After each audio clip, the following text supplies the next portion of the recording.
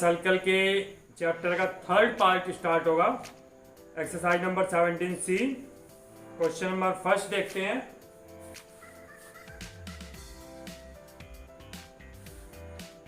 In the given circle, the diameter AB, find the value of x. Diameter AB given है हमें और value of x find करनी है। पूरी figure बनाते हैं पहले।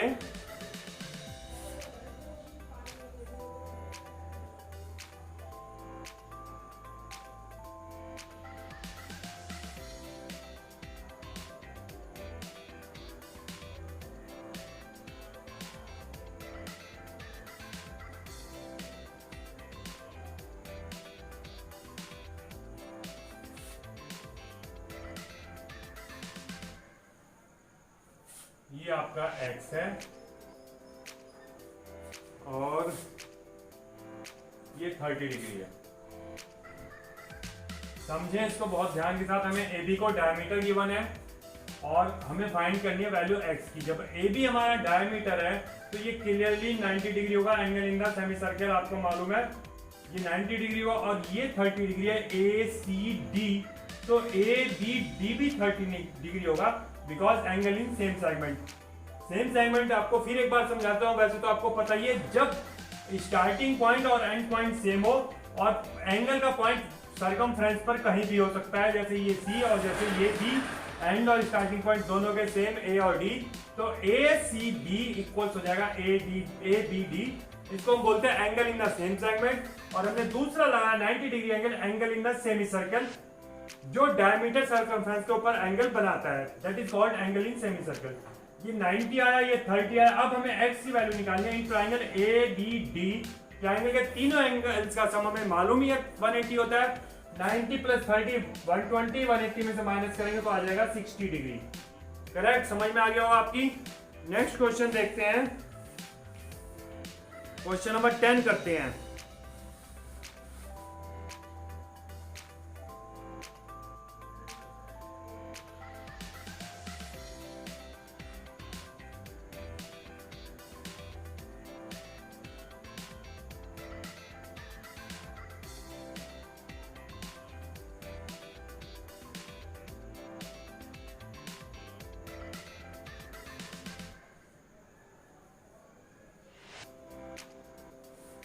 In the given figure, AB equals to AD, AB equals to AD, equals to DC equals to PB, equals to DC equals to PB। ये चार साइड इक्वल है, AB, AD, DC and PB। उसके बाद angle DBC equals to X, angle DBC equals to X। DB को join करते हैं,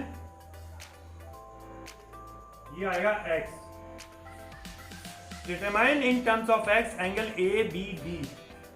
angle ABD निकालना in terms of x and angle APB।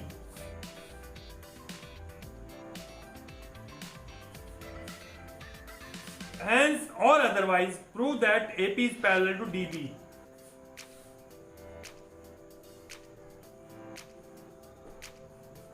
Figure बन गए, हमने सारी इंफॉर्मेशन कलेक्ट कर ली जो हमारा इन क्वेश्चंस को करने का परफेक्ट मेथड होता है। अब देखते हैं, ये एंगल हमें फाइंड करना है ABD, दैट मींस ये एंगल फाइंड करना है हमें इन टर्म्स ऑफ x के टर्म्स में फाइंड करना है। इसमें कंस्ट्रक्शन करेंगे, ये लाइन AC को ज्वाइन कर लेंगे। अब जब आपने AC को ज्वाइन कर लिया तो ये एंगल, इसको देखें आप, क्या लगता है आपको इससे? ये एंगल और ये एंगल सेम सेगमेंट के एंगल है। D से स्टार्ट हुआ DBC, D से स्टार्ट हुआ DAC, तो दोनों की वैल्यू सेम होगी, दैट मींस ये x होगा। समझ में आ रहा है आपको? Angle in the same segment is equal, तब आपको angles in the same segment are equal, तब आपको इक्वल मिल रहे हैं। इसी टाइप से ये एंगल मान लेते हैं आपका A है जो आपको फाइंड करना है। ये एंगल और ये एंगल भी सेम सेगमेंट में है। देखें ध्यान से, ABD and ACD ending starting point same, vertex on the circumference, that means these are in the same segment। अब इस ट्राइंगल में आते हैं ADC के अंदर। इस ADC ट्राइंगल को अगर आप देखें तो आपको दिख रहा होगा ये दो साइड हमें इक्वल गिवन है, AD इक्वल्स टू DC, यानी इसके आइसोस्केलेस ट्राइंगल होगा। और आइसोस्केलेस ट्रायंगल्स के दोनों एंगल्स भी इक्वल होंगे, that means a equals to x। तो ये आ गया आपका a इक्वल्स टू x, आपने फाइंड कर लिया a in terms of x। यही आपको फर्स्ट पार्ट में प्रूव करना था, angle A B B equals to x। ये आपका आंसर आ गया।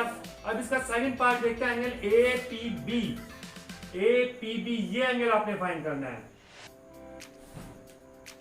अब एपीबी फाइंड करने के लिए क्या करेंगे, ये एक जो ट्राइंगल है एपीबी, ये इसका एक्सटीरियर एंगल है, एक्सटीरियर एंगल। और एक्सटीरियर एंगल आपको मालूम है अपोजिट दोनों एंगल्स के सम के इक्वल होता है। दैट मींस ये एंगल और ये एंगल इक्वल होंगे इसके सम के। Angle A B C equals to angle P A B plus angle A P B. ठीक है, एंगल ए बी सी आपका क्या है, ए की वैल्यू x आई है, तो ये हमारा हो जाएगा x plus x, that mean 2x। और एंगल पी ए बी क्या होगा, मान लेते हैं b plus angle A P B, ये भी b होगा क्योंकि आइसोस्केलेस ट्रायंगल बन रहा है, दोनों साइड्स इक्वल गिवन है, तो ये b है तो ये भी b होगा। b ये हो जाएगा 2x equals to 2b and b equals to x, यानी कि इसके दोनों आंसर x हो जाते हैं। ये भी आ गया आपका x। अब आपको बताना है AP पैरेलल है DB, AP पैरेलल बताना है DB के। अगर ये x है और ये भी x है तो आपको दिख रहा होगा ये दोनों लाइन में ये एंगल x एंड ये एंगल x, यानी कि अल्टरनेट एंगल्स इक्वल हो जाते हैं, तो लाइंस पैरेलल होती हैं, hence These lines are parallel. Next question देखते हैं, ये आपका फिनिश हो गया। 16th क्वेश्चन देखते हैं।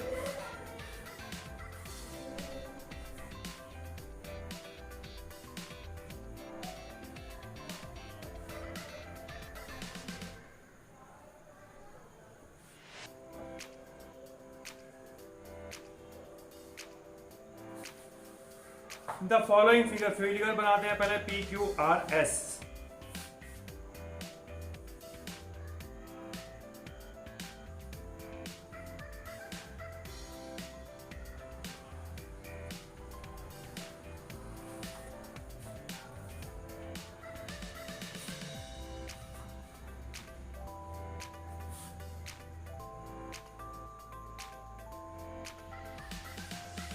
The following figure shows a circle with PR as its diameter is PQ equals to 7 cm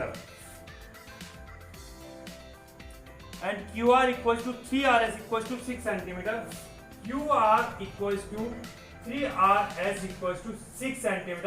It means QR तो आपका 6 cm हो जाएगा और RS हो जाएगा 2 cm. Now find the perimeter of the cyclic quadrilateral PQRS. Cyclic quadrilateral का आपको perimeter find करना है। Perimeter means sum of all the sides PQ plus QR plus SR plus SP। यहाँ पर आपको 3 तो गिवन है, एक ही साइड आपने फाइंड करनी है। कैसे करेंगे उसको फाइंड देखते हैं। ये आपको मिल रहा है, इस ट्रायंगल में आते हैं, डायमीटर तो ये 90 डिग्री का एंगल हो जाएगा, सेमी सर्कल का एंगल राइट एंगल होता है। अब जब ये 90 डिग्री हो जाए तो आप इससे डायमीटर फाइंड करेंगे पाइथागोरस लगाकर। पाइथागोरस क्या होती है, hypotenuse square equals to base square plus perpendicular square. इन ट्रायंगल लगाएंगे हम PQR। हाइपोटेन्यूज 90 डिग्री के सामने वाली साइड होती है, that means PR square equals to base और परपेंडिकुलर दोनों में से कोई सा भी हो सकता है, 7 का स्क्वायर प्लस 6 का square, that means 49 plus 36, it means 9 6 15 and 3 4 7 7 1 8। PR आ जाएगा आपका √85 सेंटीमीटर। समझ में आपको, 6 का स्क्वायर प्लस 7 का स्क्वायर, उसका अंडर रूट लिया, हमारे पास PR आ गया। अब PR जब आपके पास है तो इस ट्रायंगल में आएंगे, PS निकालेंगे, फिर पाइथागोरस यूज करेंगे। PS square equals to PR square minus SR square. PR आपका हो गया 85 माइनस SR मीन्स 4, ये आया आपका 81, PS मीन्स 9 सेंटीमीटर। अब आपको पेरीमीटर लिखना है, सम ऑफ ऑल द साइड्स होता है,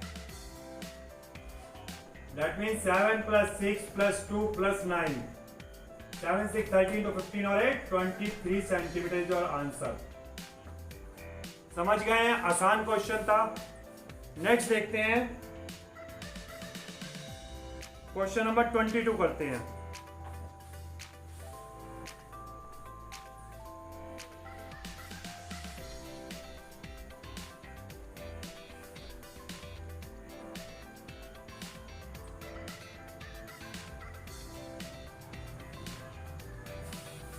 In the given figure, alongside CP bisects angle ACB। पहले फिगर बना लेते हैं, फिर क्वेश्चन को पढ़ेंगे। ACB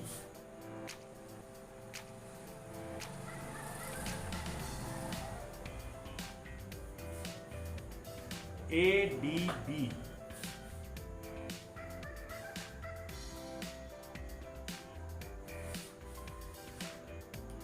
P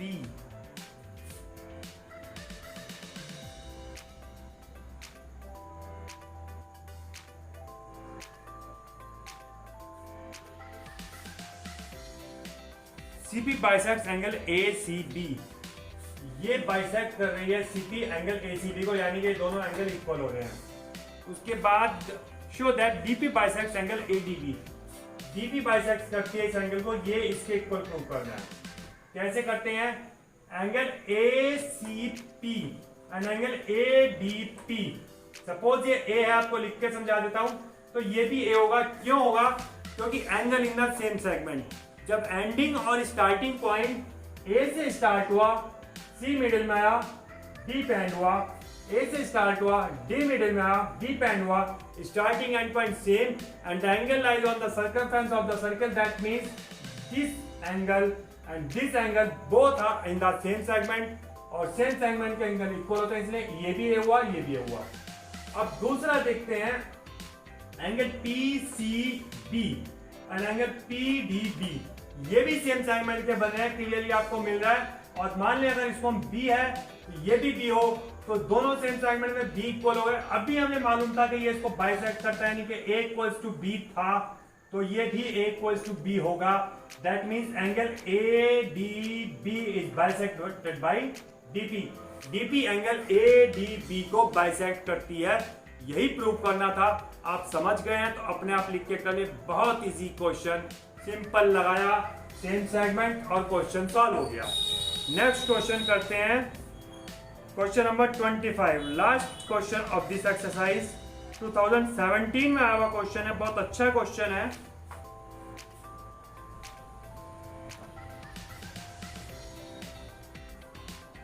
फिगर बनाते हैं इसकी पहले।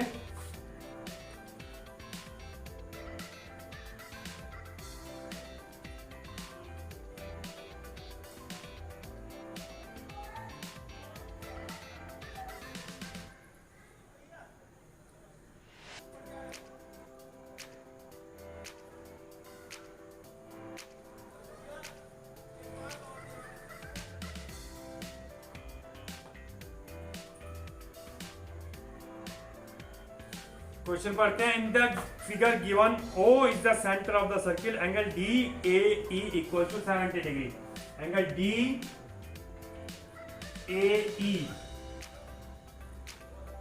ये वाला 70 डिग्री।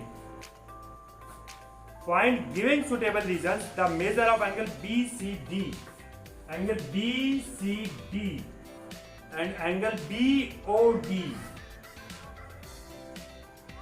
And angle OBD। तीन एंगल फाइंड करने हैं। देखते हैं BCD कहां पर आता है। B, C एंड D, ये एंगल फाइंड करना है।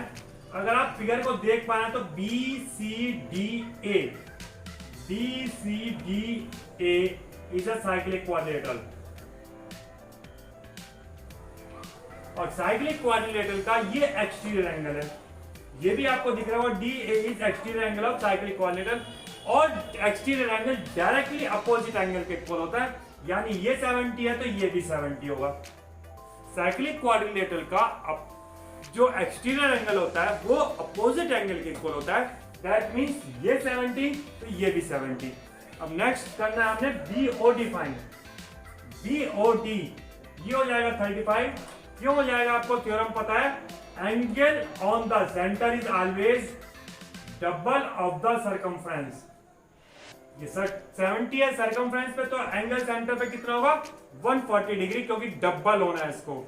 नेक्स्ट फाइंड करना है हमने angle OBD, OD and D, ये वाला। ये आपको दिख रहा है कि OB radius and OD radius, दोनों रेडियस है, तो ये आइसोस्केलेस ट्रायंगल बन जाएगा। आइसोस्केलेस बनेगा तो ये दोनों एंगल्स इक्वल होंगे। कैसे फाइंड करेंगे, ट्रायंगल्स के 3 एंगल्स का सम 180 होता है। 180 में से 140 माइनस करेंगे 40 आएगा, तो उसका आधा 20 ये हो जाएगा, 20 ये हो जाएगा। ये हमारा आंसर हो गया, हमें 20 फाइंड करना था। क्वेश्चन समझ में आया होगा, बहुत इजी आंसर थे। करना आपको अपने आप है, पूरी स्टेप्स में जितना मैंने मुंह से बोला उतना ही आपको समझा के लिखना होता है। जितना आप समझा के एक्सप्लेन करके लिख पाएंगे उतने आपको मार्क्स पूरे मिलने की गारंटी आएगी। एक भी मार्क आपका नहीं कटेगा, इसलिए प्रैक्टिस करते रहिए। हार्ड वर्क ही आपको सक्सेस दिला सकता है। Have a nice day, good bye.